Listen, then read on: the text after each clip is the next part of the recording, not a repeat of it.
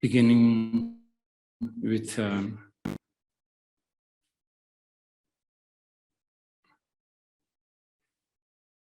some of the best wishes, good thoughts for all of you. For those who I haven't met, I hope you didn't have too much of a volatile time past 2 years. I just want to speak to the other audience. Since I'm facing with several hundred Bhutanese, there will be a lot of Bhutanese reference, which I don't think maybe you should really worry about. So we are going to talk about Manjushri. And Jampalyang in Cheke.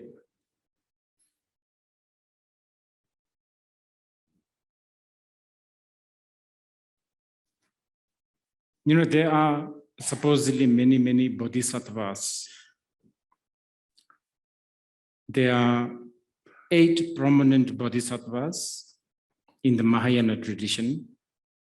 For some reason, some of these bodhisattvas are more popular in some place than the other.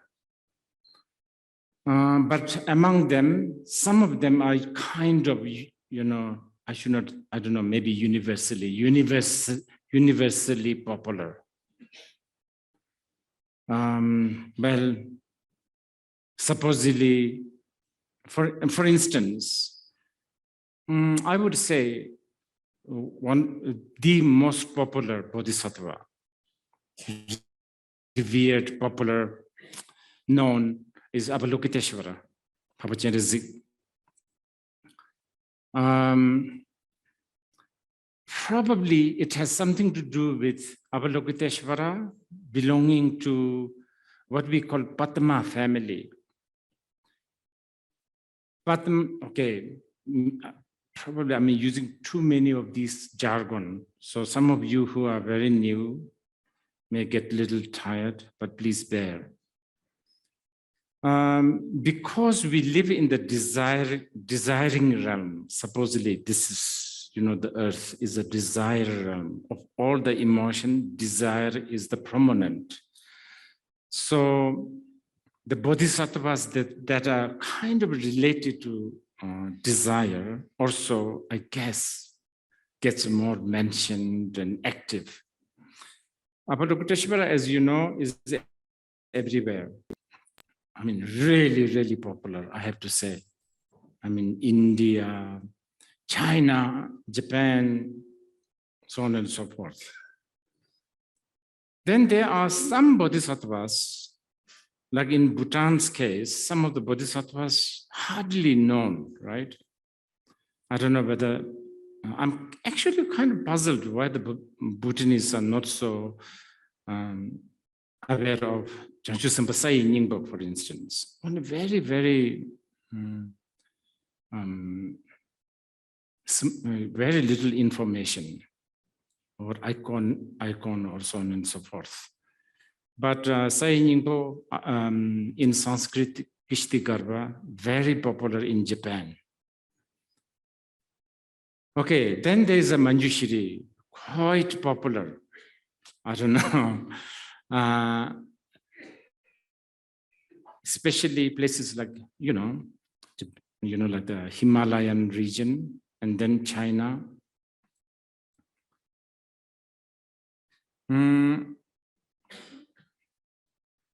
But like always, the principle of these figures like Manjushri, Avalokiteshvara, Sai Nyingbo, Kishti Garbha, Akasha Garbha, all these bodhisattvas, the principle of these, okay, sometimes we refer them as a bodhisattva, sometimes we also refer them as a yidam, since especially if you are a tantric inclined, like a Vajrayana inclined, which we in Bhutan, we are supposed to be. sort of following the Vajrayana tradition. So we also refer them as a yidam. Now, yidam, many times, especially the modern Himalayans, because of their background, because of their education, because probably they went to Kalimpong to study, probably they went to Darjeeling, North Point, Dr. Grams, so on and so forth. So somehow they ended up always referring these yidam or these bodhisattvas as gods, Buddhist gods, which is actually quite a big mistake. Hopefully we can clarify this today, this morning. But I can have a sympathy, by the way. I have a sympathy because many of these deities, they also appear as a, yes, you know, like a supernatural being, powerful, with all kinds of attributes, and all kinds of appearance. So there is a very good reason why people, you know, like, for instance, like the colonial people end up thinking this must be some Asian shamanist, you know, spirit or gods. They're whatever, God, equivalent to gods. But it's really complicated, actually. So let me introduce you Manjushri, first starting with a general audience. In this case, we need to talk about like very outer form of the Manjushri, okay? I use this example a lot. Like if you need to feed something edible, like I don't know, sip, right? Like corn to a small newly born baby. If you want to do that, you can't just force the, you know, corn. The baby will die. So what do? You know, like soften it, mash it, I don't know, mix with milk. I don't know, probably sugar is not a good idea. Anyway, you make it soluble. So you give it little by little. Now, same thing here. If I'm giving you the real Manjushri, sort of the raw, the real one, it's like unsoluble. It's like because we are like these babies who need a bit of a color, decoration, sweets, you know, dressing. Basically, dressing is such a good word. We need to dress the Manjushri. So in order to dress the Manjushri, there are lots and lots of legends. And some of the legends are like far out, incredible. Like the Manjushri legends are like, some of them are, you know, as good as you are watching like a Star Wars. But beautiful, by the way. And this is a great thing about Buddhist sutras. Even though some of these legends sound like very like a fairy tales, actually, it does have a lot of, you know, inner meaning. This is something what the West, especially colonial, they never really understood. For instance, like I mean, this is not the right time, but probably like a Mahabharata in the Indian tradition. It's actually a very, very profound story. It's very symbolic and it's really profound. But when you read it, you know, at glance, it's just like a fairy tale. It's like impossible, mind-boggling, completely like a fairy tale. But if you go through it, actually, it's really, really, really profound. Similar here. So I'm just going to give you some legend so that we got set up, okay? But before that, let me just tell you, somehow we human beings, audience, I don't know, the students, the followers, the audience, the human beings also end up always categorize these deities as a specific deity. For instance, if the Bhutanese wish to have more money, hardly you will pray to Manjushri, would you? It's the Zambala. It's something like a, right? Samanor. You will not pray to Manjushri. They will think you are stupid, but it's not true, actually. So Manjushri is always associated with wisdom, intellect, memory, heart, quick thinking, wit. Therefore, I believe there's been a lot of questions here. I believe that in the Buddhist school, there is practice of invoking the Manjushri in the morning. So Manjushri is known for being associated with the wisdom. Avalokiteshvara somehow associated with compassion, but that does not mean Avalokiteshvara is kind of slow-witted. Zambala, of course, doesn't mean that Zambala definitely is slow-witted or, So, but this is how we end up always doing things, right?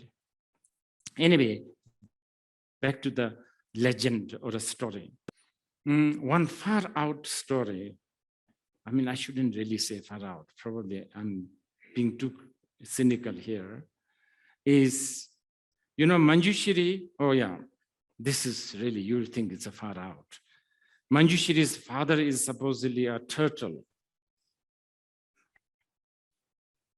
And there's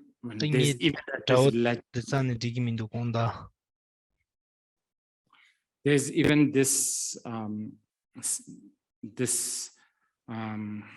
story about how the turtles, there were a lot of other turtles and they waged war, and then Manjushri, shot an arrow and then it killed one a turtle, and then the turtle, I think turtle gasped, I guess. So the fire came out from the mouth. The turtle just like peed because it was too much shock, I guess. And then, so the fire, water, and then the arrow's tip is the iron, and then arrows at the end, the arrow is the wood, right? So this is how the zi, like ox ear, fire dragon, all that supposedly have started. So there's that kind of legend or a story. Again, just keep in mind, just don't be quick in sort of condemning or like looking down at them as some sort of a story, because story is important. Story is really, actually, there's nothing that is not a story. If you think about it, human beings are driven by story, isn't it? That's the only language we speak, story. Some of them are very short, some of them are epic, but nevertheless, story. Then there's, okay, so anyway, that whole turtle episode supposedly have happened in Wu Taishan in China, near Beijing, by the way. And that's where supposedly Manjushri's palace is. And so many like beautiful stories. One of my favorite is that Manjushri was sitting there and then he just faced towards Nepal. And then he saw this beautiful, big ocean. And then as he looked at the ocean, he saw inside, somewhere, in the depth of the ocean, he saw a beautiful lotus. And then he realized that that lotus is actually embodiment of all the Buddha's Ushnisha, the tip of the head. And then the Manjushri thought, wow, this is so beautiful and nobody's seeing it. How, sad.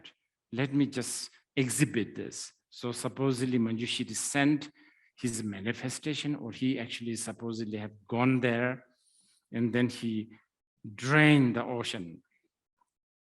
Then the lotus revealed, which is supposedly Swambhunath, Papa Shinkun. Some of you may have gone there. And then there's, by the way, there's actually a place called Tsoraji where Manjushri have supposedly drained. There is still that. You can go there. And yeah, and Manjushri thought, well, let me design, this, now the lotus has come up. Let me design surrounding the park, I don't know, sort of, the coffee shop, the bookshops, you understand, kind of, this city, by the way. So he designed the city. And in fact, the Nepali, I think many Nepali, documents has this. Historically, some used to be, Kathmandu is called Manjupatana, I think so, Manjupatana. You can probably Google it. Manjupatana. So and he supposedly he sent all these craftspeople, like goldsmith, the silversmith, the painter, the carver. So this is why that the descendant of this artist, because of that, till today, supposedly that Nepali, Newaris are very artistic, so on and so forth. But anyway, the story actually is really beautiful. And there's actually a twist in this story. Anyway, as he was busy building the story, I'm putting some color in this, okay? The source of the water was still gushing out. He drained the water. So he thought, oh, okay, this is not good. I need to do something about this. I need to completely stop this. So he really tried to just basically seal the water source. And then suddenly the water source, and it, arised as the, Kali, Dakini, Vajrayogini, however you want to put it. And the source, the water source is actually her secret place. So it's like, what are you doing? Trying to block me? Like, you understand? How dare you? So she was so furious, supposedly. And then Manjushri realized this is the mighty, Vajrayogini. So Manjushri supposedly had received Tantric teachings from her. And story goes on actually much more that for a long time, till today, actually, this lady, this yogini, this Kali, whatever, this Dakini is supposedly the guardian of Nepal, guardian of Kathmandu. I'm becoming a little rustic here, that in fact, she actually always is with the king of Nepal. In the past we are talking, always advising the king how to reign, how to, how to lead, how to manage the country for a long time. Over sometimes lunch, many times over playing dice. So she would be there, the king would be here playing dice, and then, basically like a leisure. And one of the king felt for her as a woman, she's so beautiful, so he couldn't resist. So he felt a little bit of attraction towards her. And then immediately she said, okay, that's it. I will never come back, because now you are seeing me as ordinary. You should never see me like an ordinary. And supposedly the king really begged and begged, and cried and fainted and like asking her to come back. But then she said no, because sort of the karmic force is finished or damaged or transformed. So her coming to lead Nepal is sort of ended, but she then, as a consolation, she said, I will always come as a young girl, a very young girl. And till today, as some of you know, there's something called Kumari. So by the way, this Kumari, there's a lot of Kumari there, and then many of the Kumari are connected to this Buddhist tradition. I personally, I went to see her. Actually, I was doing something in Nepal, something kind of crucial. So I went. I was thinking, I'm given a chance to set up an art center also.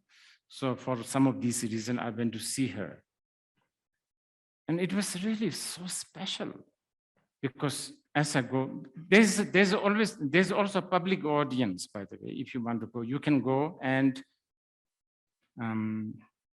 this baby girl will be held with her mother or auntie or father, and then they will come walk on the balcony just for a moment, and that's it. That's the public audience. There's so many people waiting.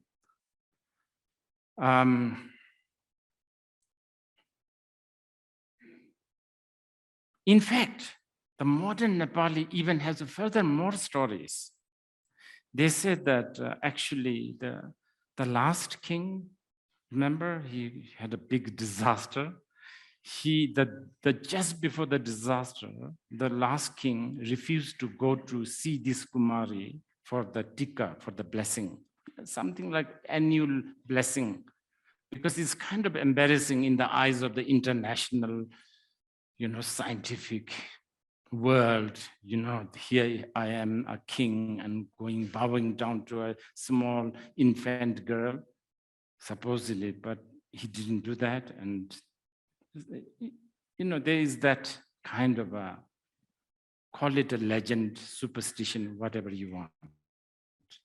And then the next one is this communist prime minister, right? He, of course, refused to go. And then supposedly the earthquake, remember the last earthquake came.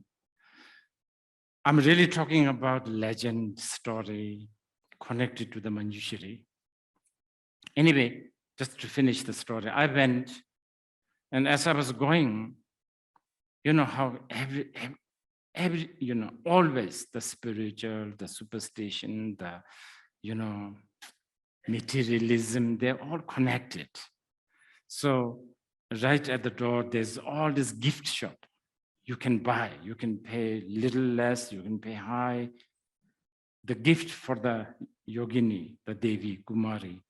And the gift consists of a doll also, because she's young after all, right? And then as I was going in, my guide, they were saying, Rinpoche, I hope she will not smile at you, because if she smiles at you, it's a really bad sign that you will live short. Just as I was entering, and I'm holding a doll, of course the baby would be happy, right? Luckily, I went there like early in the morning, and I was waiting there on the floor, and there's all this, like Nepali Pandit, Sanskrit shlokas, beautiful.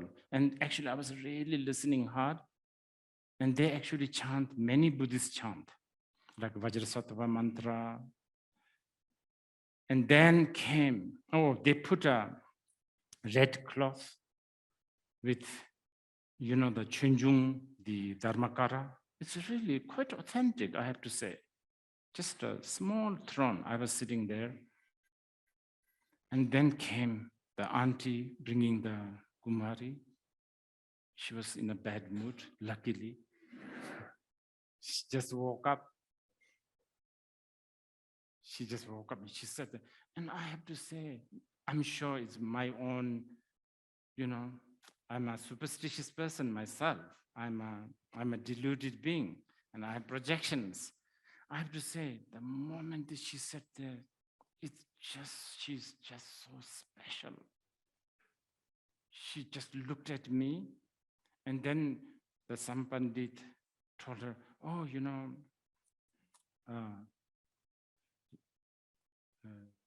I forgot the Nepali word. Anyway, they told her to bless me, basically. And she just did it. She just did bless me, put her tiny hand on my head, and I touched her head, put it on my head, and that's it. She just left. So special. Anyway, these are just some of the legend, okay? And then there's many other legends.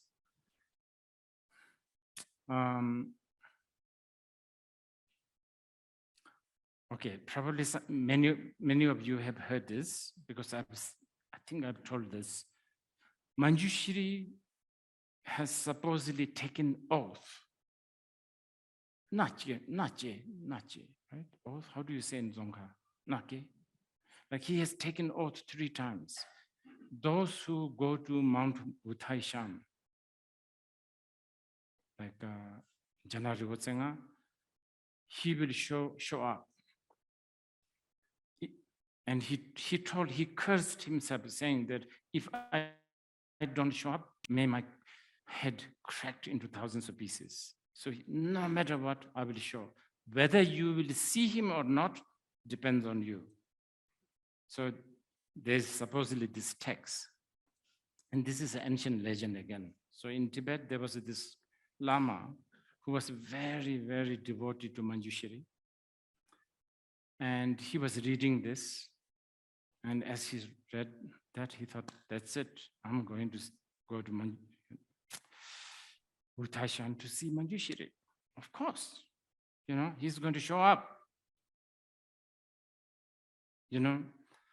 So those days from Tibet to China, 6-7 months walk, terrain, valleys, mountains, all the hardship. Supposedly he arrived there, searched for Manjushri everywhere, no sign. He was a Tibetan lama, beggar, not so much money. So he begged some sort of an inn, like a hotel, like sort of like, I guess, like a low-class hotel, almost like a bar also, like where, at night some stuff happens there. And he asked the owner of the hotel to, if he could park there in the veranda. So she kindly said, yes, you can. But yeah, days after days searching for Manjushri, no sign. But every night there's all these girls, and then there's all these young boys. They were like partying, music, dance, alcohol. And there's this one boy, kind of a little bit arrogant, a little bit like assertive, kind of bossy, always bullying many girls, bullying the boys.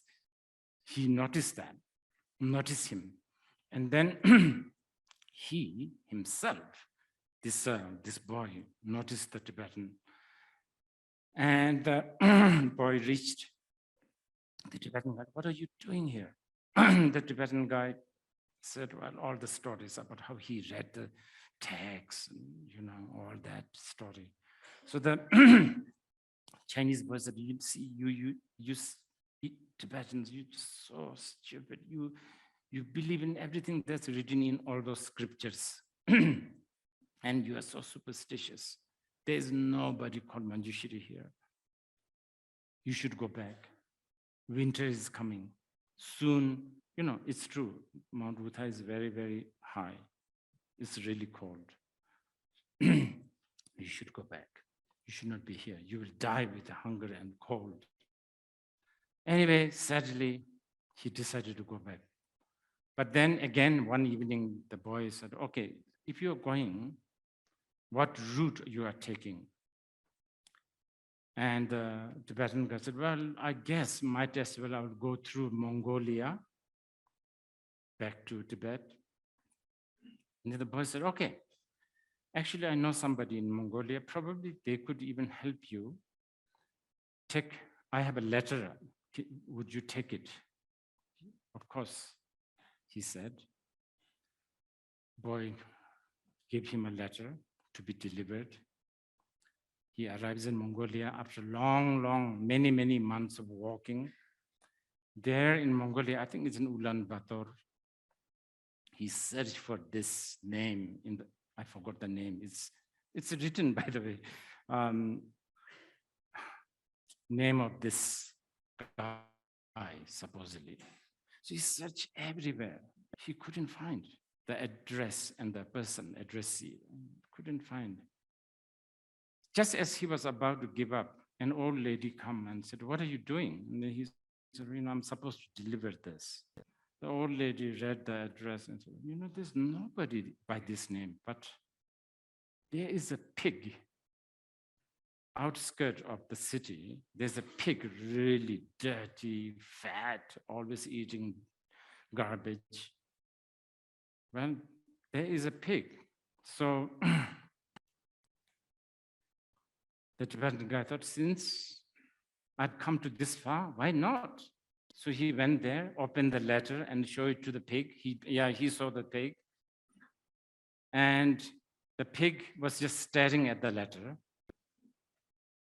And there was a tear from the pig's eyes, and then dropped dead. The pig just died suddenly. So that Tibetan went, oh, this is funny. So he read the letter. So in the letter, it begins with something like, oh, Bodhisattva, so and so. Your mission to benefit sentient beings in Mongolia is over. Return immediately to Mount Wutai, and signed by Manjushri. So that boy happened with the Manjushri. So, okay. So there's many legends like this. Now, a little bit more, I don't know, I shouldn't really say legend, but more related to teachings now, okay?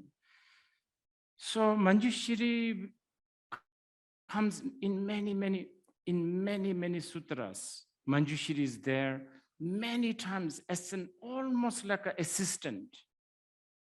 assistant to Buddha as he teach.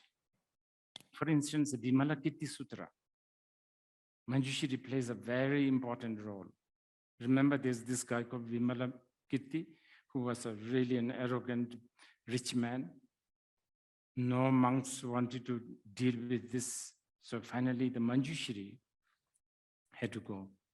Then there's the whole Dode Palpoche, Apatamska Sutra, which is basically Manjushri sending this disciple, Nurbu Zangpo.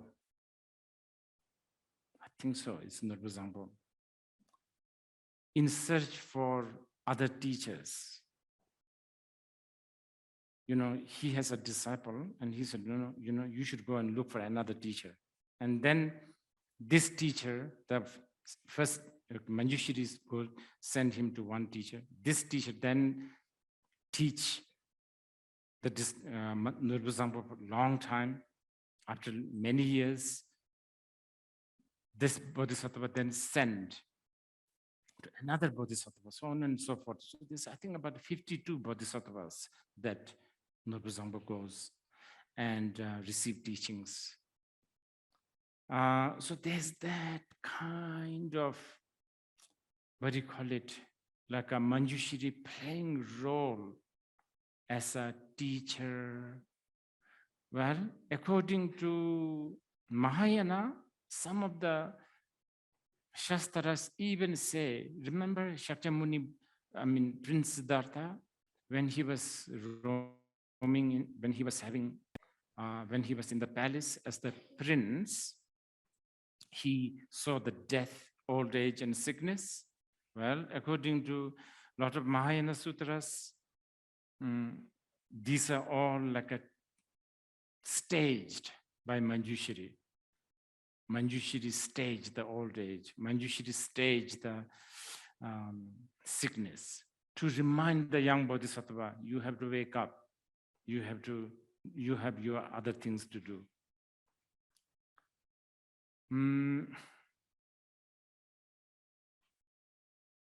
And okay, so then so now in the Theravada tradition, like Burma, Sri Lanka, now for them, they may not relate to Manjushri as how we relate to him. Like in Sri Lanka, I think definitely they have Avalokiteshvara, but I do remember they also have a Manjushri. Many of these Theravadan countries, they have Manjushri. But for them, the Manjushri is like this chashumi, like some attendant boy, nice looking boy, very, very active, very useful, like multitasking, handy boy, one who brings water. Yeah, there's that kind of feeling, which is I think is wonderful actually. I can actually like that. Okay, so some of the Theravadan, but now other times, like in Laos and Cambodia, things get much more complicated. Manjushri is, yes, just like us, Manjushri is, yes, sometimes it's a hero in a legend. Sometimes it's a deity, sometimes it's a bodhisattva, sometimes as a instigator of a teaching, so on and so forth. In fact, both, not just Manjushri, Avalokiteshvara also. I think it is in Nepal. Please do some research. In Nepal, there's Avalokiteshvara that has three arms. It's incredible, so beautiful. And there's also in Cambodia, there's Avalokiteshvara, Papa Chenrezig, half male, half female. Does it ring any bell? Very, very related to, Krishna and, Shiva and Parvati, or the Shiva and Uma, right? So just like that, Manjushri is depicted as some sort of a deity, and I don't know.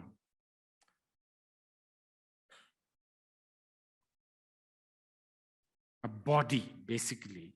It's a body representation, symbolism. Manjushri ends up becoming a symbolism for many of this approach. It's a symbol. Manjushri is just a pure symbol. Or, yeah, it's... so we in Bhutan, popularly, we have like a orange Manjushri, Jamyam Ravi Sengye. Then there's a Manjushri that's riding the lion.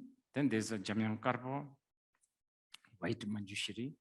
Each and every one of them has a specific, blessing or related to a specific wisdom. I'm quite surprised why the black Manjushri is not popular in Bhutan, because there's a lot of Shinzo, for instance, there's a lot of craft related to like house, engineering, like architecture.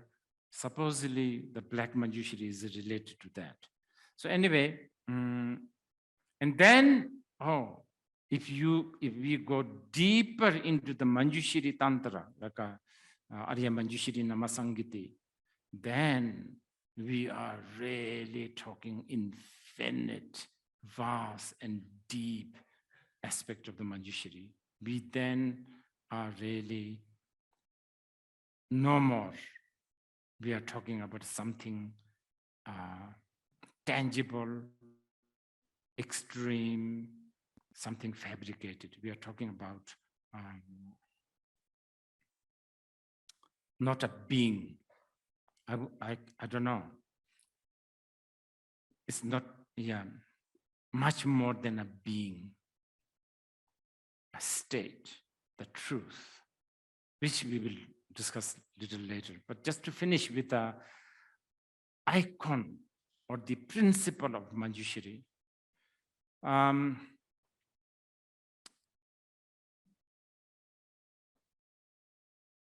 over the centuries, especially in the Himalayas, you must have heard this. There's also a lot of Manjushri incarnation or Manjushri manifestations.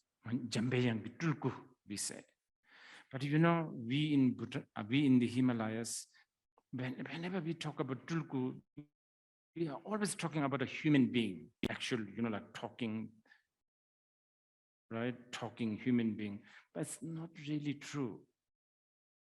Actually, the Jambeyang Tulku, Manjushri's manifestation can be a park, it can be a, what is it?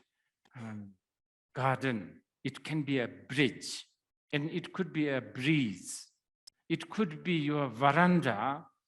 Let's say you have a veranda that always cherishes you, that always makes you cheerful, that always makes you feel, I don't know, closer to the truth, that always makes you remember love, compassion, kindness.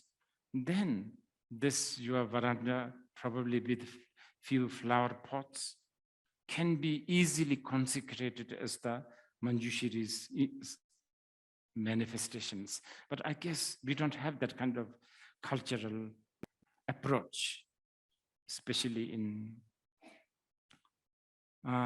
yes. And then there's a lot of different, I actually already told you, there's a lot of different manifestation of the Manjushri. Not always the Manjushri is like peaceful, wrathful. Manjushris are probably the most wrathful, such as the Yamantaka.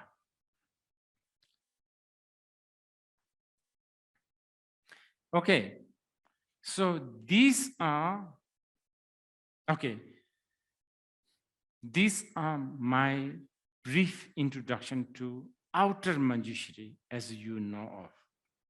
Okay, so this, I think we kind of all have a understanding of what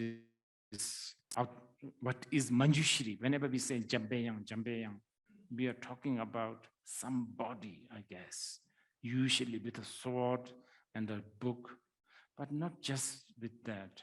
There's many other forms of Manjushri.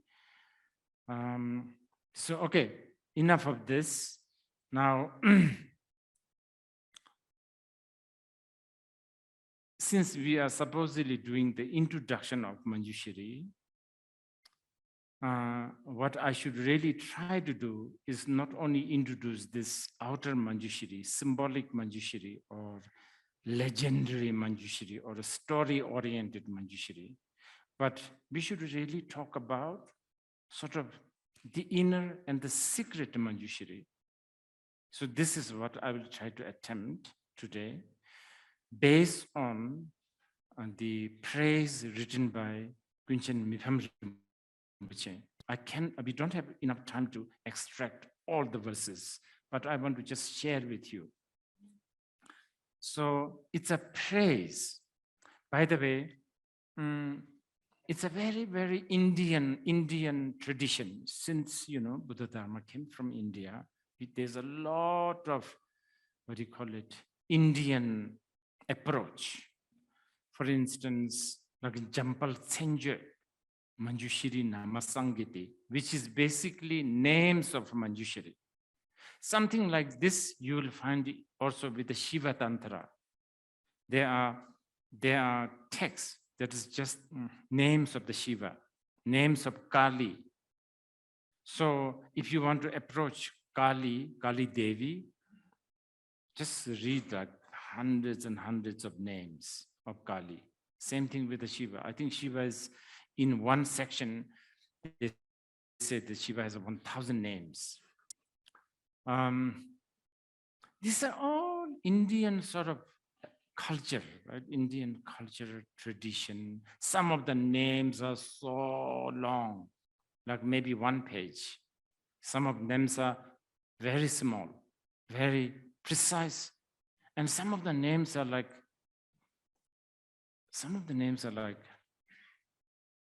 let me tell you one name of the Manjushri, which is what this praise is about.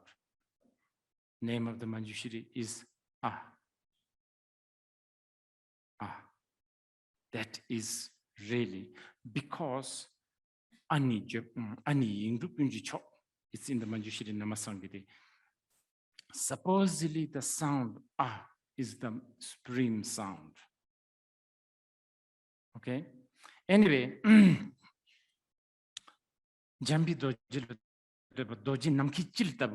even the title of the praise. Okay, why are I should tell you this. Why do we recite names?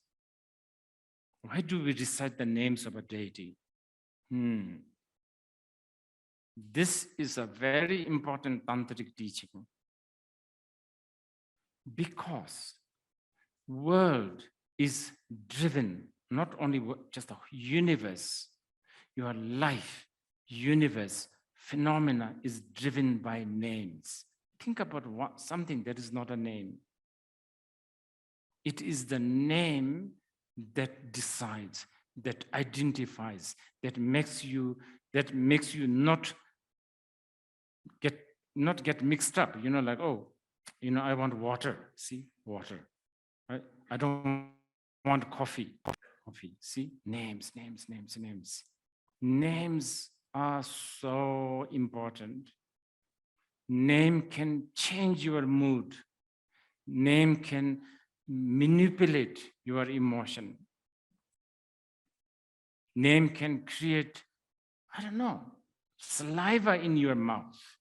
Let's say you are somebody who's fond of or not fond of lemon. I could be telling you lemon. Immediately you can smell, you can have a saliva, right? So name is like the foundation of all our communication. Don't think like if we recite the name, 100 names, then Manjushri will sort of, okay, what? It's not like that. You understand? Many times we may think, hey, hello, Dorji. Then what now? Just keep, it's not like that. So it's much more deeper. Okay. What else? Okay, so what do we need to do? We need to acquaint, right? We are supposed to today, well, as the title goes, what we are trying to do is we are trying to have the darshan. Darshan means the audience. View. We are supposed to view. I think the darshan in Hindi means view, right? Durdarshan, television, view, vision. So that's what we are trying to do. So in order to do that, normally as a human being, what do? We call name. Rinpoche, can I have your darshan? Right? That's one way. So that recitation of the name, there is a practice. This is called Manjushri Namasangiti. Okay, and each and every name is like so vast.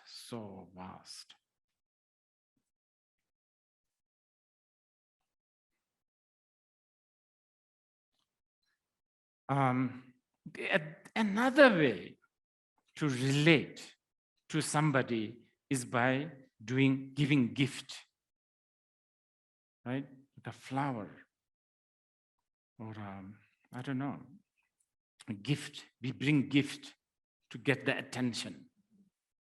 But we are not doing this today. What we are doing, another method, praise. Because these are human way of relating to each other. Hey, name. You are so beautiful.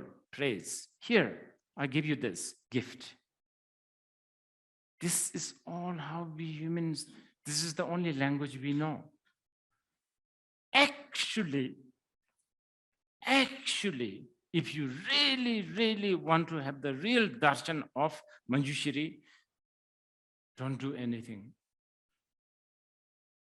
No praise, no name, nothing. But that, not many people want to do it because we are itching to do something and we don't feel good if you don't do anything. We feel like we are too cheap or we are too lazy. If I tell you, let's just sit like this and don't think about past, don't think about the future, and don't even think about the present. Just be like that. That is a darshan of Manjushri. That is an introduction to the Manjushri. You guys will think this is not a proper Buddhist teaching. I have to say, oh, you should chant Om Arapasana Di, this.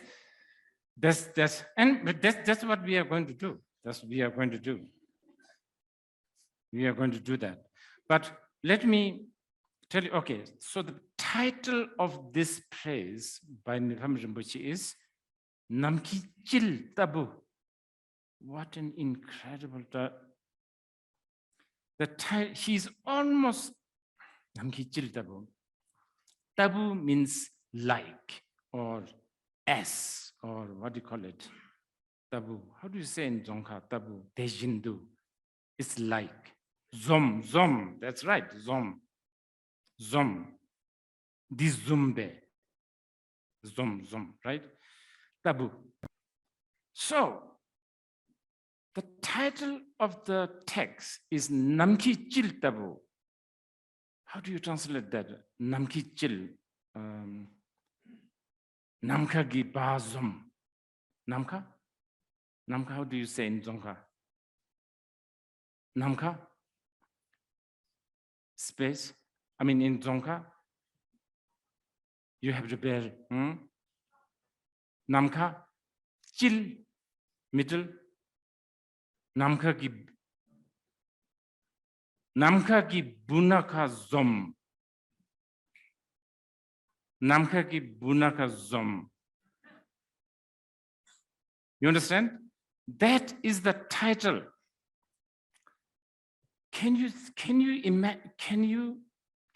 contemplate a little bit? It's an incredible choice of title. It's incredible because it's poetic.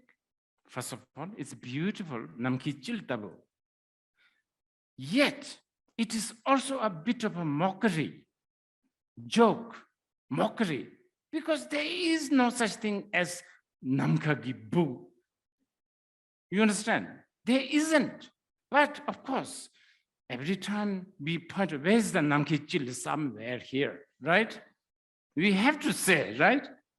So every time we say the middle of the sky, we are always, it means really, it's a lie, basically. It doesn't exist. Yet, we always say, Namka gi, in the middle of the sky. What do you mean by middle of the sky?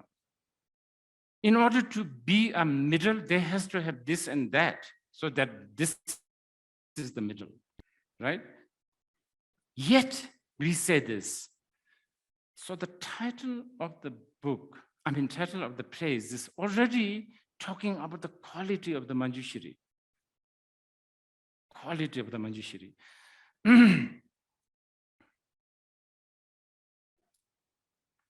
Jambido jila chasal Jawa kunji yabjur chang takden degu Jawa jase shunun namroji taye shinkun dunhawa jambal chola chodu okay takden degu Jawa jase shunun namroji taye shinkun dunhawa. Okay, it begins quite mild tone, poetic, mild, and understandable. I will do a very bad translation. Okay, very rough. And I'm really not a good translator. but just for the sake of communication, you, Manjushri, even though you are the father of all the non-Buddhas, but you look so young. See, mockery, joke. There is that, you know, what do you call it, irony, humor. There's that beautiful, you're supposedly the father of all the Buddhas, you know, there's so many eons, but you look so young. You have no old age, you do not decrease. And with your youthful energy, no matter where I look, I see you. This is another mockery and another profound, actually. What he is saying, what Nipam Rinpoche is saying is, you are the father of all the Buddhas, yet you look so young. No matter where I look, I cannot avoid you. You are always there, even when I'm looking at my coffee. Even when I'm, okay? Not as in there's a guy with a sword and a book. You understand? Not in that sense. But yes. Wow, Manjushri. You understand? This level.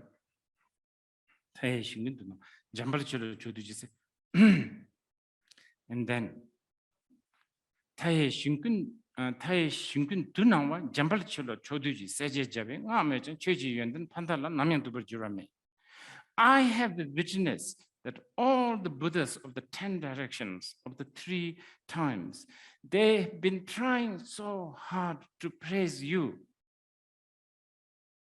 but they still haven't finished because your quality is just inexhaustible. The praise, there will never be an end to praise you, the quality to praise you. Okay. Okay, now getting serious. Emma chunam tamjikun tashi tadam jawayi uma tenjin rejungdi lamdi kone chukuntong. Okay, we want to be introduced to the Manjushri. We want to have the darshan, the audience of Manjushri. There's one way to understand. Only by knowing that there is no such thing as time, only by conceiving that there is no such thing as permanent, solid, permanent, exists all the time, or dead, end, Armageddon, you understand? Only by freeing ourselves from tak and che, only by freeing ourselves from all these distinctions of time, color, shape, only by remaining in the sphere of dependent arising, that everything is just dependent. Only if you can understand that, you can have a jeka. That's your chanje, by the way. You know, you need to go and, gift. What's your chanje? You need to be free from distinctions. I'm sure some of you are already thinking, but, isn't he orange? Doesn't he hold a sword? What are those? Wait, there's more. If, okay, uma tenjin de jung lamdi kon chu ko don yendu sipar samje jang chöji kucho mitongde gade zusu tonaya deda chöji kumayin. If you don't have this kind of attitude of no fabrication, no distinctions, no duality, if you don't have that attitude, sipar samje, even if you are trying so hard to see him for eons after eons, you will never see him. In case you may see him as a form. That's what he's saying. If you see him as a form, it's not really him, That's what he's saying. More. Cheni kardang huadang marset jangdang na amala sibi kado tamjiji cheni jabanumai. Because you are not white, you are not blue, you are not red, you are not orange, yellow, you are not green, you are not black. In fact, there is all the color in the world. If you put together, there is no color that can actually identify you. All these colors are not, you are not yellow, you are not orange Manjushri, remember, black Manjushri, blue Manjushri, you are none of that. None of these colors can identify you. Now getting softer again. Tibetan nayang chujiku, kadang nadang jangdango, marcelaso taibi, kado nidu nama tsar. But I must express how amazing you are, because you do, even though you are none of this color, you do appear as white, as blue, as red, as green, as black, as orange, as bridge, as breeze, as a flower pot, as as a soothing music, as a table, as an Ethiopian medium roast, pour over coffee. You understand? You appear like that, as you, as me.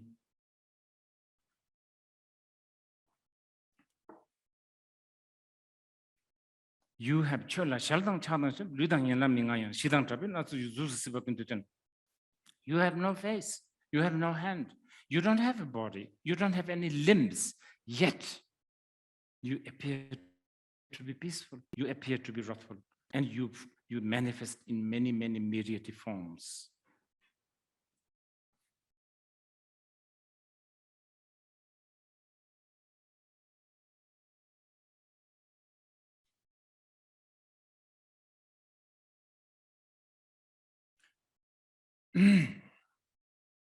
당게 나서 시바이 통다 줌을 미니바 최장 대니 두니지 델레 신도왕 링볼라.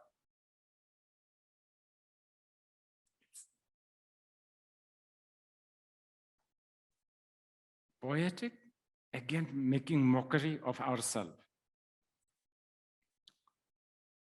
Do you have ideas like infinite? Long, long ago. What does that mean? It means nothing. Actually, I should tell you this. Avatamska Sutra, I was telling you, remember? There's Manjushri has this disciple, and he told the disciple, you go and look for another teacher who can teach you something.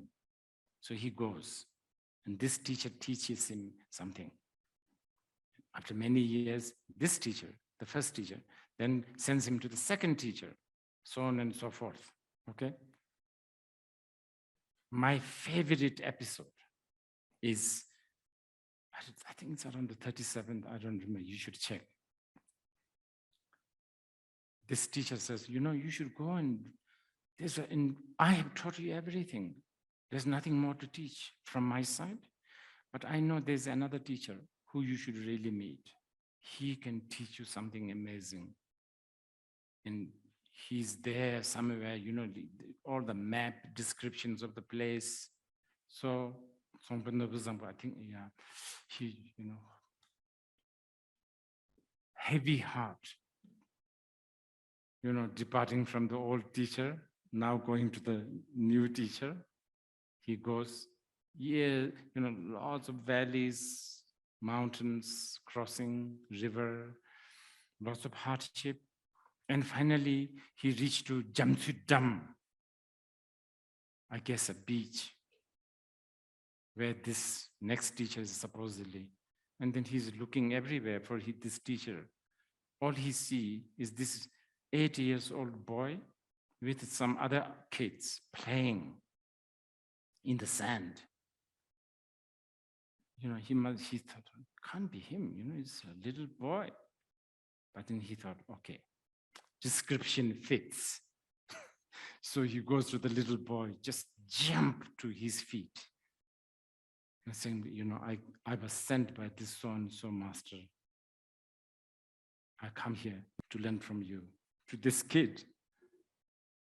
And then after many persuasion, this kid, 8 years old boy, begin to teach. And the subject of the teaching is so incredible. It's numbers. We have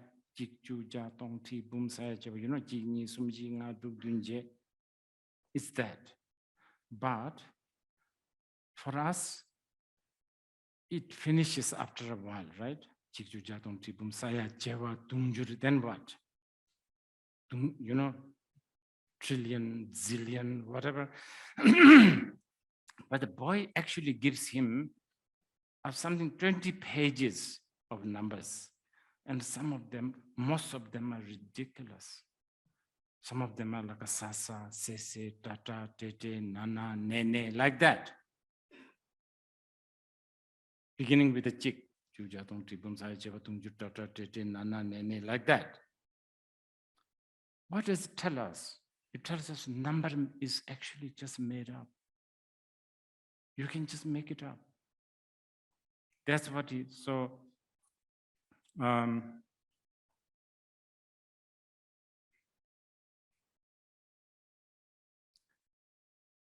we have concept of like long ago, in the future, don't we? So,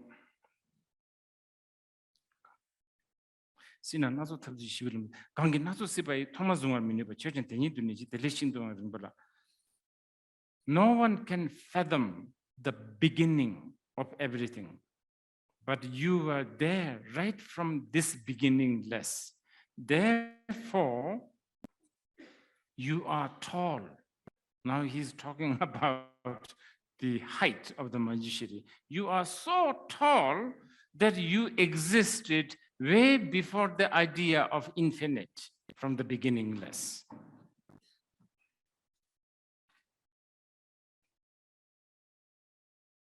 And you are infinite quantity.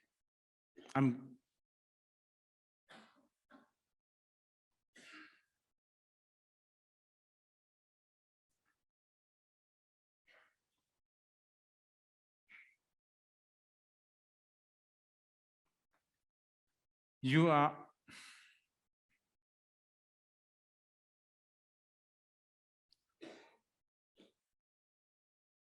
okay. I'll skip some of the shlokas because it's quite long, and I guess there's some questions I should answer. Let's skip to this one. Chodang dusu namtokpa jita jacheyang mechir kechik machiki konsu mishong jishigyo. Dina nyampa nidila dadang chentang sidang shi tade nidu minepa dila chuku taryang tu. Every moment, in every moment, there's a thought we have. In this every thought, we can think about infinite. We can think about the whole. We can think about the beginning. We can think about the end within this very thought. Therefore, everything fits in the Manjushri. Now, now we are, remember when I was introducing earlier, I was introducing first the outer Manjushri, the legend, the color, the shape, the story. But then we begin with the inner Manjushri, which is this inexpressible. You are not a color, you are not a shape, yet you are everything. Sort of the shunyata, sort of the emptiness aspect. Now we are beginning to talk about the luminosity aspect of the Manjushri. Because when we are talking about emptiness, Manjushri, it's not like a negation. It's not like nothing exists. everything is there, present, clear, vivid. Especially right this very moment, the very thought that you have, this mind that you have, it's nothing mythical. It's something that we can experience right this very moment. You do have a mind. I'm sure you do. If you don't have a mind, you're a table, you're a chair, you're a machine. You must. You are hearing, you are experiencing, you are seeing, you are understanding or not understanding, you are getting confused or whatever, but you do have a mind.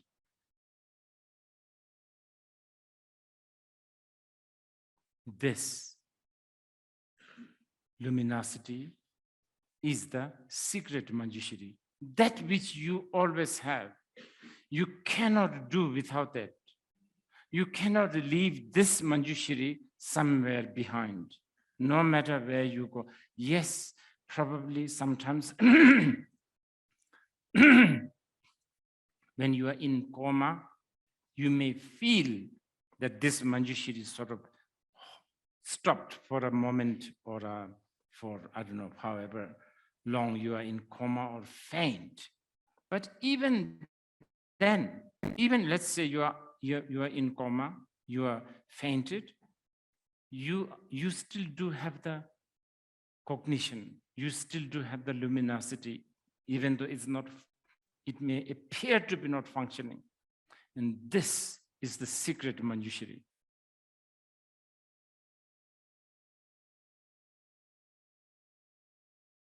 And it is this Manjushri that is making you, okay, I'm also adding some of the work of Jamyang Chenzi Chogi Lodra, because he also said that it is because of this Manjushri, this innate Manjushri that you have all the time, right this very moment. Because of that, you also feel awkward. There's always sense of melancholy, sentimental, awkward, sadness, because this Manjushri is always trying to guide you. This is not the ultimate. There is something much higher. But of course, people like us, we always go back to the old habit. We have, we dare not face this simplicity. It's too scary. It's too simple. It's too raw. We need to dress it. Remember dressing? Even though you are probably escaping from this innate Manjushri, but it is still there.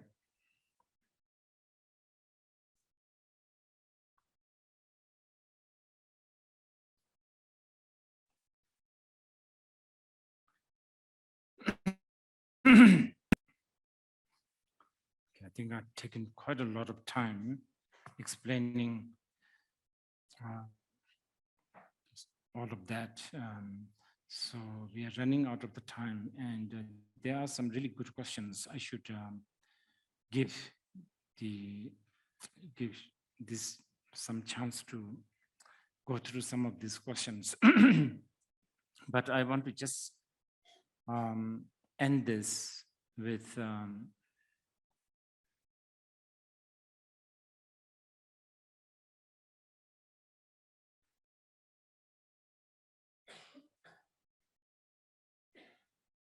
okay, let's just end it with this shloka.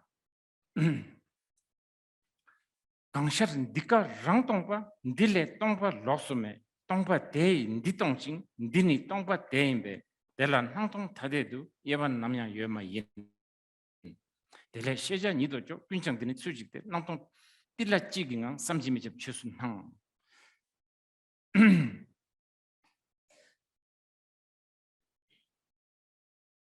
I'm looking at this table. My habitual mind thinks it's a table. But in reality, it's just a congregation or a collection of some transitory phenomena, plank, I don't know, nails. Just the fact that I'm using as a table, that's also a big part.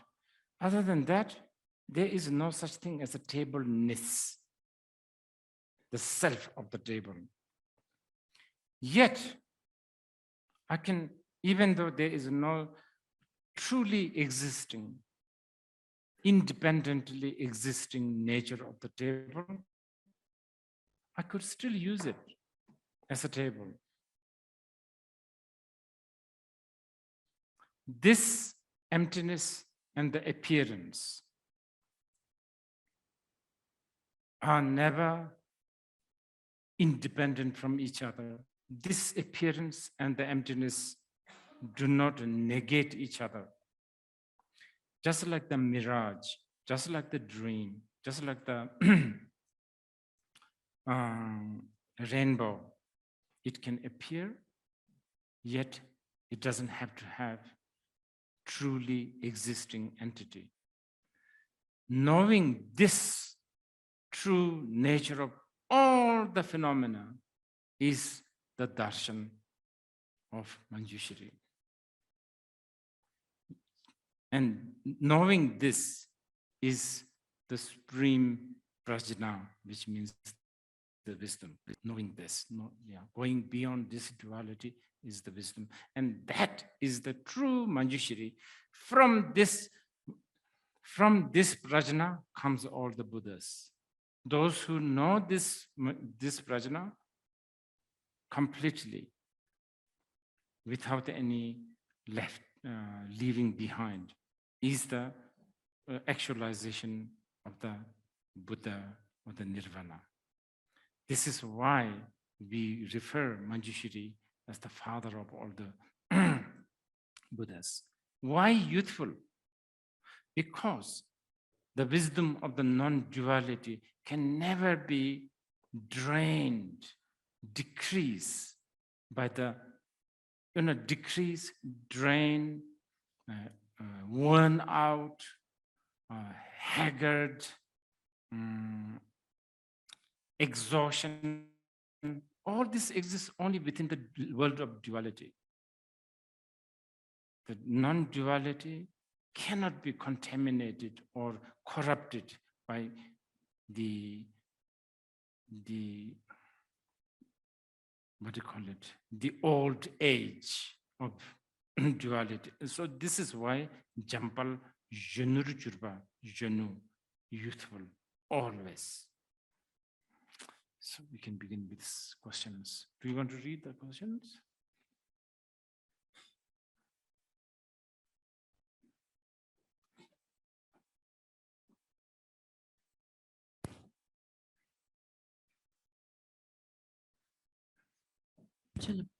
We have questions from both the local audiences as well as the international audience.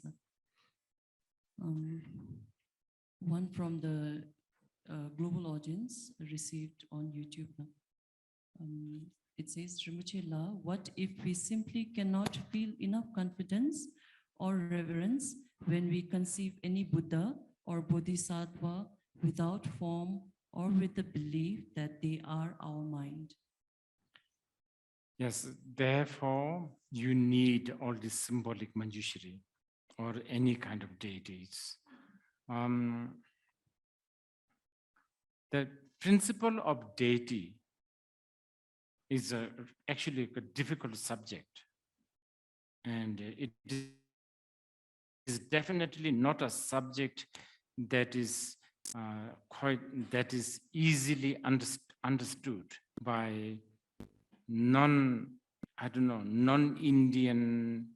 what do they call it?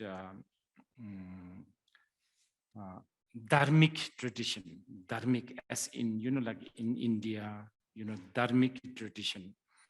It's something alien to a lot of, like a European, it's a very alien. So I think this is why when the Europeans came to India, all these deities, plus of course, to be fair, there's also local shamanists, this and that. So they all sort of put it all together as, oh, this is their gods.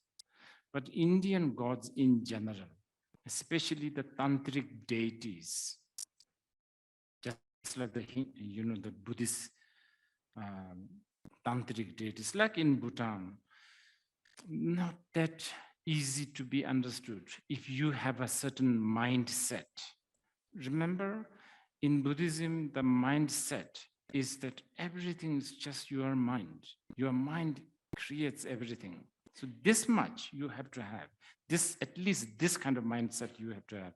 If you think that there's some God outside there who dictates your life, who created this life, in that context, everything what you see in our Timbuzong or all the Gamba, Lahang, then they're really,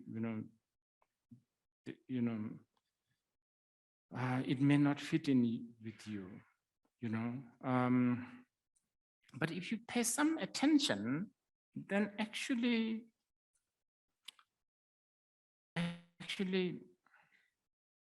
there are so many attributes. Like if you go to Timbu Chetan, since many of you must go there, right? Kagong Pursum, there's a Vajrakilaya, there's a Lama Gongdu, and there's a Malhotra Heruka. If you look through each and every, we call it La, but deity.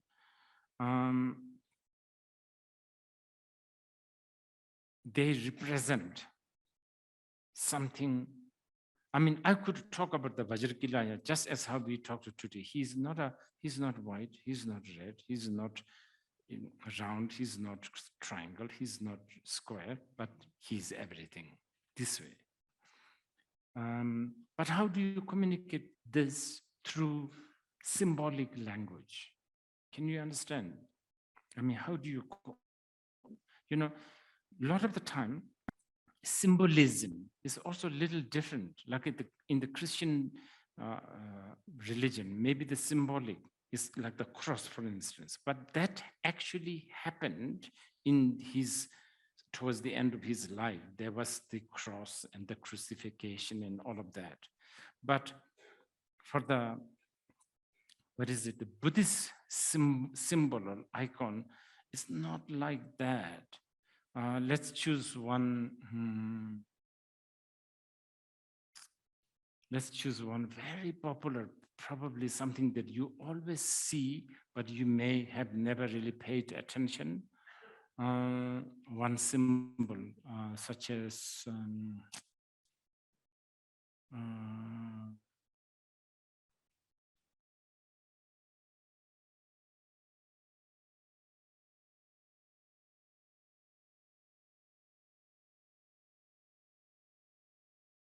trying to get something that is so easy to relate, I think, or easy to notice.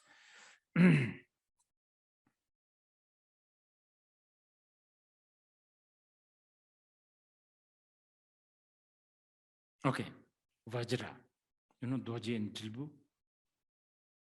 The lamas have this Vajra and the bell, Doji and Tilbu. It's a very big symbol.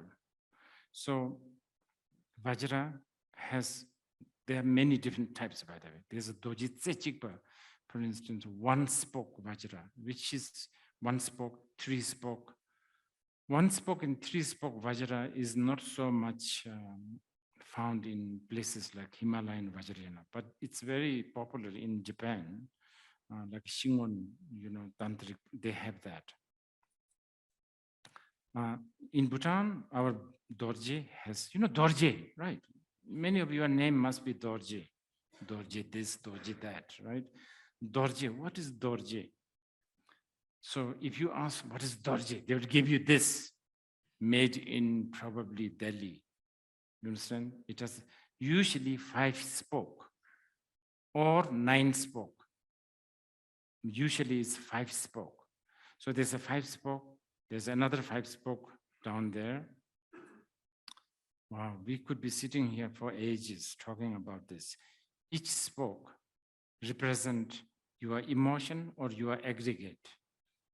So you have, form, feeling, consciousness, you aggregate, and then you have also emotions such as desire, anger, jealousy, emotion. So each spoke represents that, but it is much more. Each of these emotions, they are actually the raw material for five wisdom. So five emotion is basically five wisdom. I think I've used this example a lot. Like a kilo of a rough ore, unpolished gold, is kilo of gold. Just like that, a kilo of anger is a kilo of a mirror-like wisdom. Therefore, kilo of anger, let's say there's no such thing as a kilo of anger, but kilo of anger is a kilo of Akshobhya Buddha. Akshobhya in Turkey, we call it Mitupa, right? Mitupa. Or maybe you know Repame. You know Repame? Yeah, so who is Repame? Desire. Remember I told you? Desire. So kilo of desire is kilo of discrimination wisdom. Therefore, it is a kilo of a Repame. So to represent that, we have this Vajra. Okay? Oh, actually, even better, bell. What is the bell representing for? Shunyata.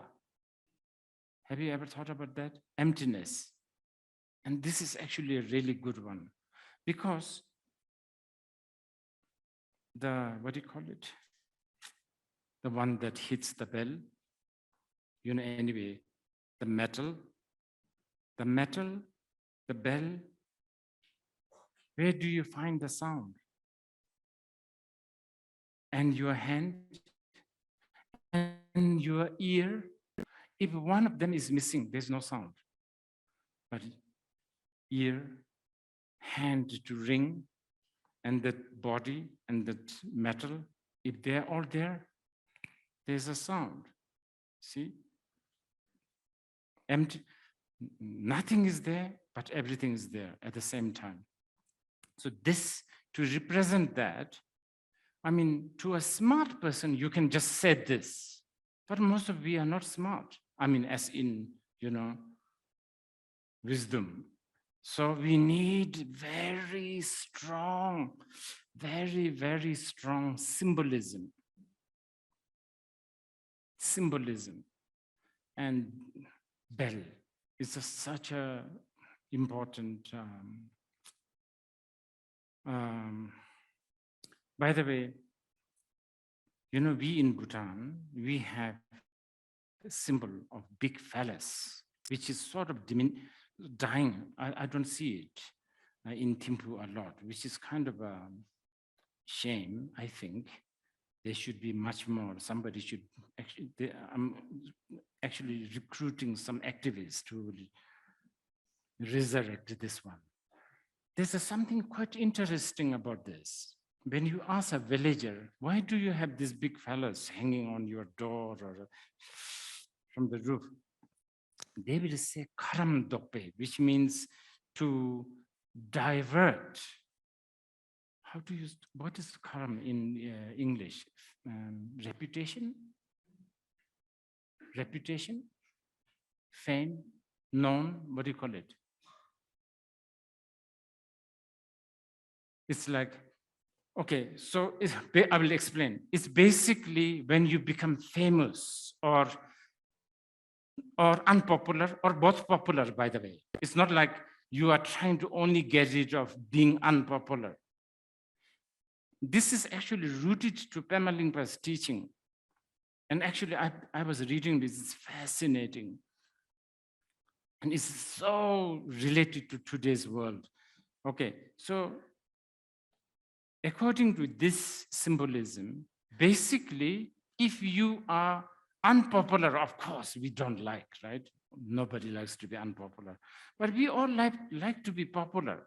But Popularity makes you imprisoned. Your freedom is gone.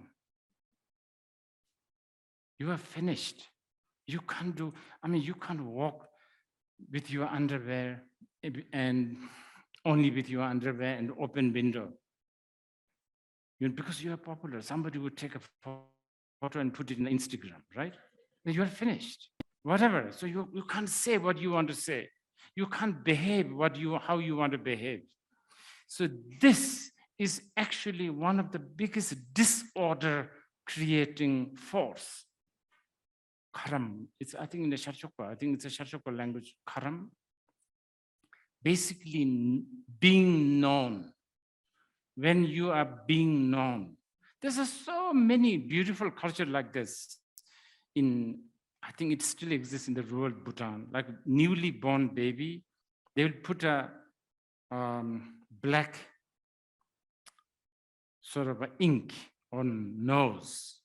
And I would ask her, mother, why would you do that? And say, oh, it's so beautiful. And you have to sort of make it a little bit imperfect so that all these ghosts and gods, they won't take him away or they won't feel jealous. See, it of course got distorted, but it's very related to some sort of a wisdom. Because when you are known popularly or unpopularly, it doesn't matter.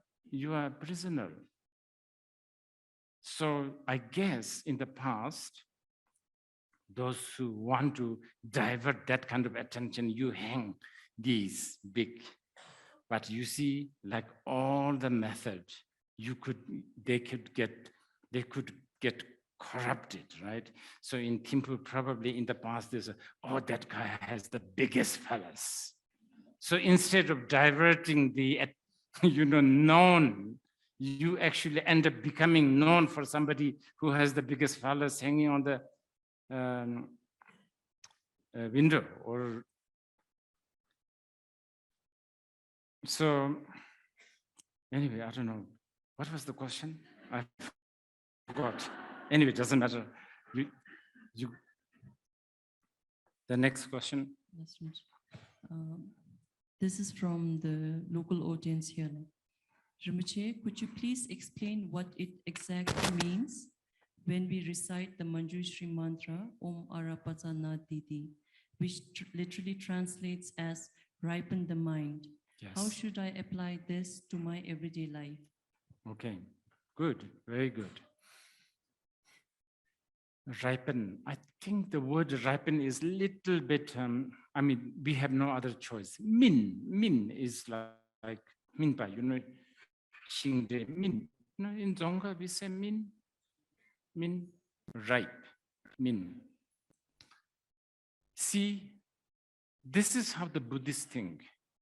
Buddhists, especially in Mahayana Buddhism, and most especially in the Vajrayana, your mind is like this. Your mind is already perfect as the Buddha. Remember, or like before the gold is polished, the rock is like that.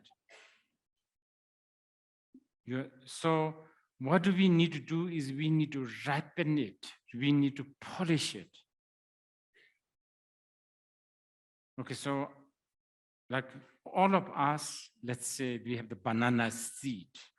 Okay, so we need to now, actually not just the seed, banana fruit, but a little bit raw, maybe for now. Let it ripen it, fully ripen it. This is a beautiful concept. Unlike many other religion where you are not perfect, you ask somebody to make you perfect. It's important. You're already perfect. You just need to ripen it. You need to come out of this cocoon. You need to actualize it. You need to, what do you call it? Namsatta. Matured, right? Matured. So supposedly Om Arapasanadi, by the way, this Om Arapasanadi is not just that, but one of the meaning is Om Arapasanadi, is to ripen this innate Manjushri. And how does that happen? Because even the very Sid syllable, Sid mantra, Om, A, Ra, Pa, Za, Na, all these Sid syllable, they, as you chant, it penetrates your nadis, your channels, chakras, and it creates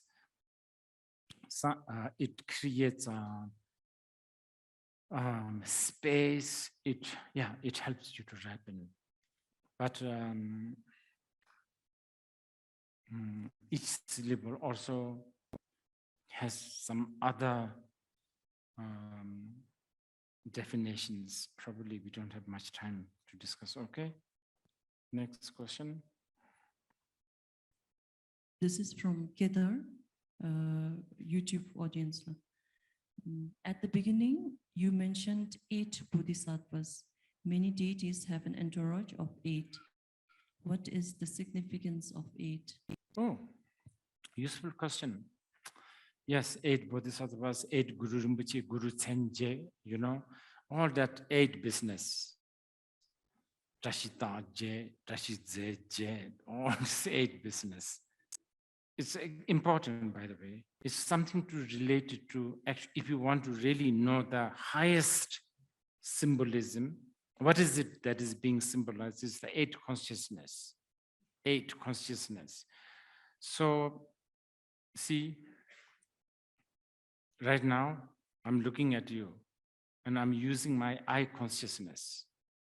But I'm only using as an unripened, unmatured, disturbed, disordered, corrupted eye consciousness. So all I see is dualistic phenomena. I'm not saying that you are ugly or anything like that. I just see color, shape, limited. You understand? Names. I look at you and I see you, some as a man, some as a woman. And that's really, really limited. You are actually not man. You are not a woman. Those men, women, that category is so limiting. You are very infinite. Actually, you are so much more than a man, woman, paro, I don't know, Shachokpa, you know, all this Bhabesa. None, you are more than that. But I don't see it. Because my eye consciousness is limited. So same thing, ear consciousness, nose, tongue, so on and so forth. So 8 consciousness. This is actually a very big subject in the Tantra, 8 consciousness.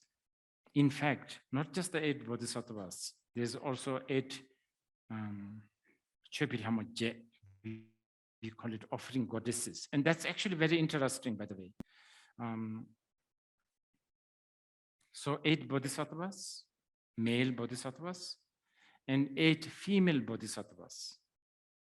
Okay? So,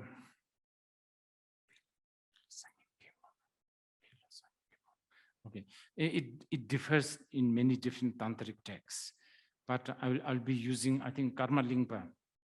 You know, Karling Shito, Karma Lingpa.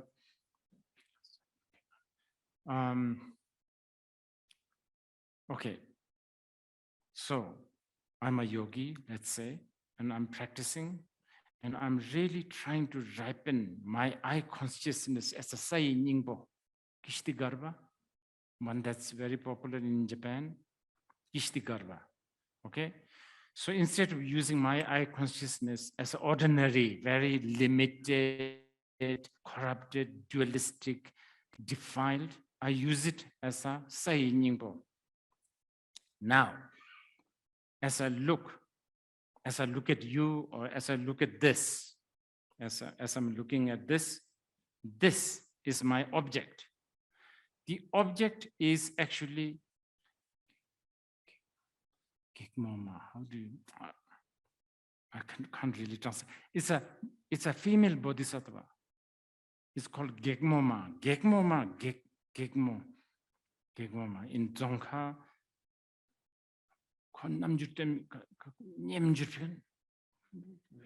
like this. What do you call it? How do you say this? Catwalk, Nyengkung. And what else? Some other language? Dzongkha? Namjur. You understand?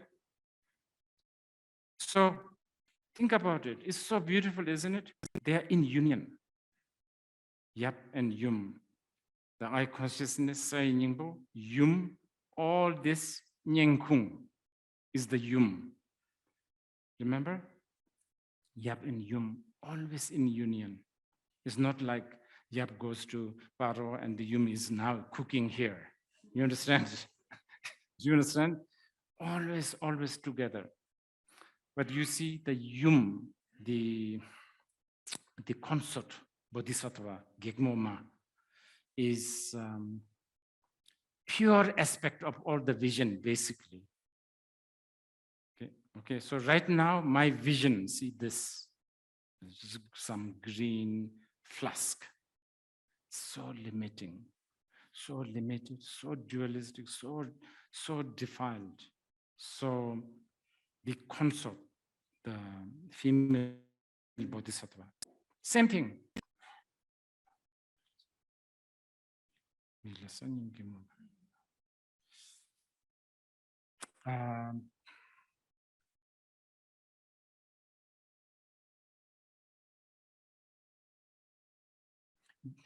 It differs in different tantra, but ear. I think it's Avalokiteshvara. Father, Bodhisattva, music, bugs, all the sound I'm hearing is Dhamma, means the, there's usually it's painted with somebody who plays guitar. There's a it's everywhere. So it's like that. Okay. So other next question. This is from Sonam Chuki, local audience here now. Respected Rinpoche, in every school across Bhutan, the teachers and children start their day at school with Gangi Lodre supplication to Manjushri. How should our educators, teachers, children understand and relate with Manjushri to receive his blessing of wisdom?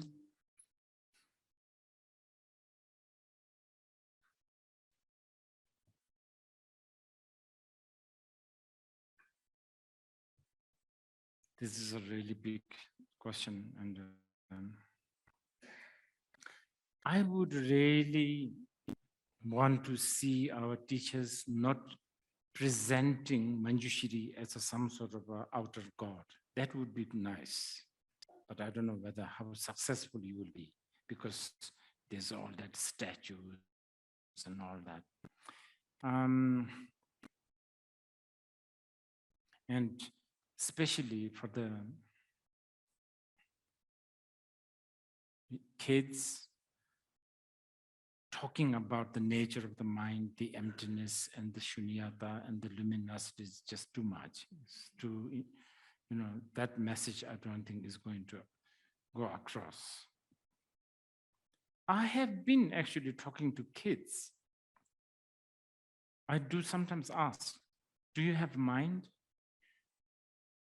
And they actually surprisingly give some amazing answer, So it would be good if the teacher can somehow, lead them to think that the Manjushri is always with them, that they need to bring it out as a force of wisdom, as a force of kindness, compassion. So that one needs a bit of a tactic, I guess. So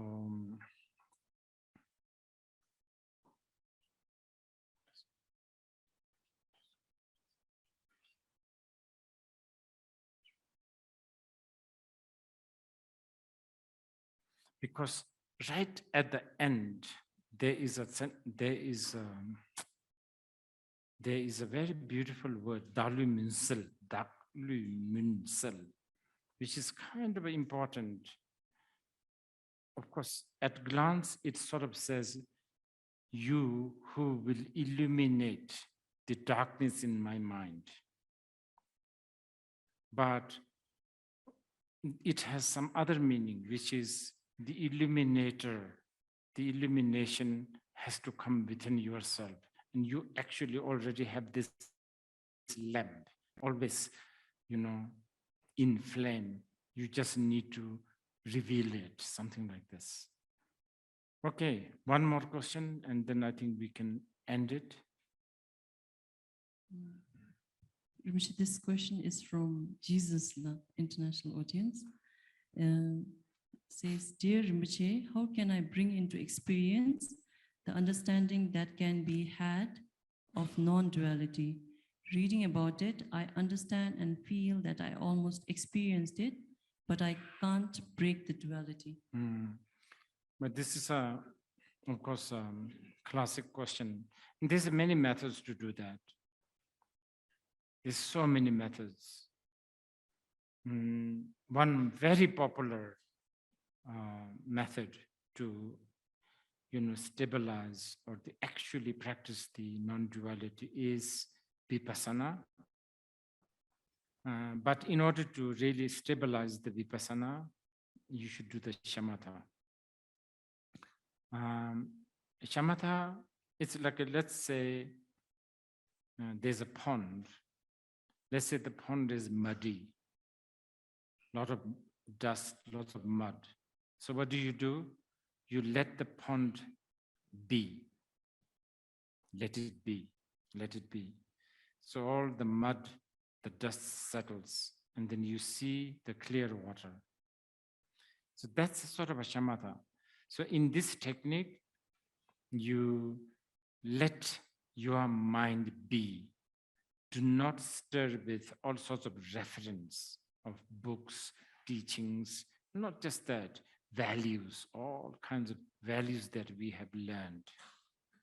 We do that by, there are few techniques such as just watching the breath, just watching the, a statue or something. So this will develop that calmness, but that's not good enough because the mud is still there, settled. Any day, any time, when the situation arises, the mud can come up. So now we need to get rid of the mud.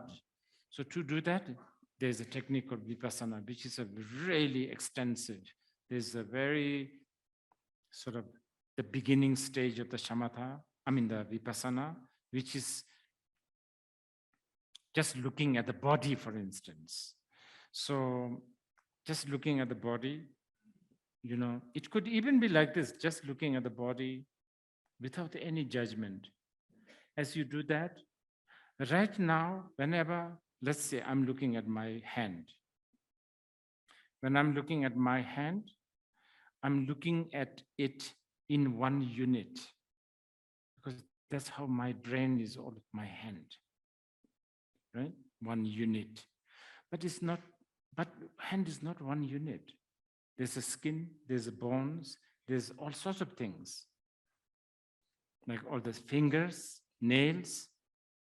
So after a while, the vipassana practitioner will go beyond this one unit. So this trained mind will look at hand in parts. Oh, my skin.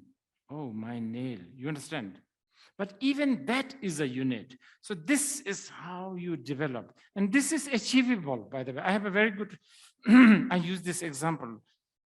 I want to tell you, I used to have a staff, actually my secretary, who was a biochemist, really good one. She's actually PhD on this one. She's really, really well trained. I don't know why she was doing my secretarial work, it's answering some very trivial questions. But anyway, she is for years trained to see virus, right? So everywhere she goes, there's just so many tissue, so many hand sanitizer. Because she's so trained to see everything else. So everywhere we go, there's always a lot and lots of tissues. Cleaning always, because she began to see virus. See, for us, we don't see virus, but she's trained. Just like that, right now, I'm looking at you as one unit. Oh, this guy, I know this guy, he's from Gedu, like that. So see, one unit.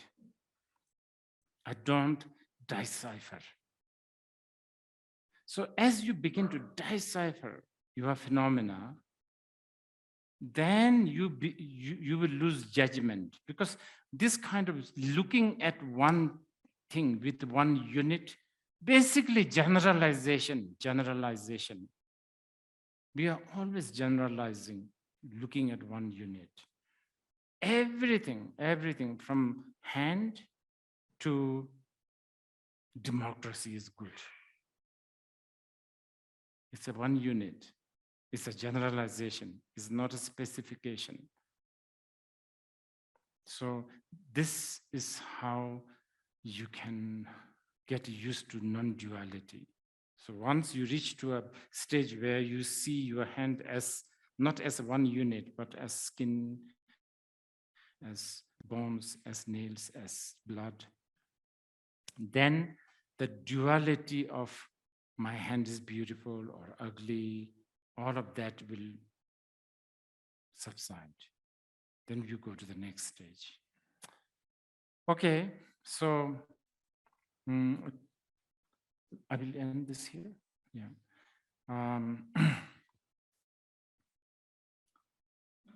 As I said earlier, today is a Guru Rinpoche's day, and I'm sure some of you are just waking up, others are going to bed. Well, I mean, beyond here.